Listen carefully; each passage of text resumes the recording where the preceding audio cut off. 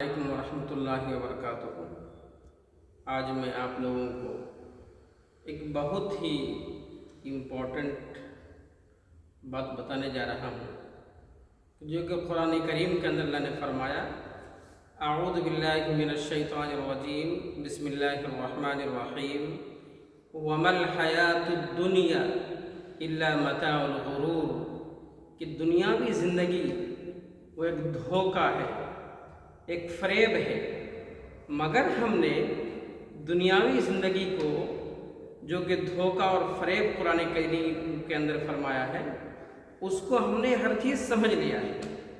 جنت بھی اس کو سمجھ لیا، جہنم بھی اس کو سمجھ لیا۔ گویا کہ جو چیز نہیں سمجھنا تھا وہ چیز ہم نے دنیاوی زندگی کو سمجھ لیا، جس کو قرآن نے کہا کہ یہ فریب ہے، یہ دھوکہ ہے۔ انسان جب دنیا کے اندر سے جائے گا تو ساری دنیا کی جو چیزیں ہیں، لال، ہرے، پیلے رنگ، ٹمٹماہٹ، جھومر اور چمکنے کی جتنے بھی چمک دمک کی جتنی بھی چیزیں ہیں، ساری چیزیں دنیا کے اندر رہ جائیں گی۔ ہمارے ساتھ اگر کوئی چیز جانے والی ہے تو نیک اعمال ہیں۔ وہ نیک اعمال ہمارے ساتھ یہاں سے لے کے قبر میں بھی ساتھ دے گی، اللہ سے جھگڑے گی، حشر کے میدان پہ بھی ہمارا ساتھ دے گی، پل صراط پہ بھی ہمارا ساتھ دے گی۔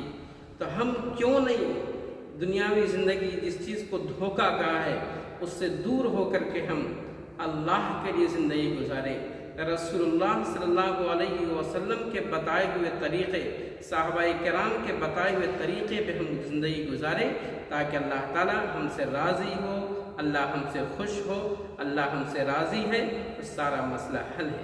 انشاءاللہ آپ لوگ عمل کریں گے، انشاءاللہ ضرور اس پہ انشاءاللہ آپ لوگ عمل کریں، اللہ تعالیٰ فائدہ دے گا۔ السلام علیکم ورحمۃ اللہ وبرکاتہ۔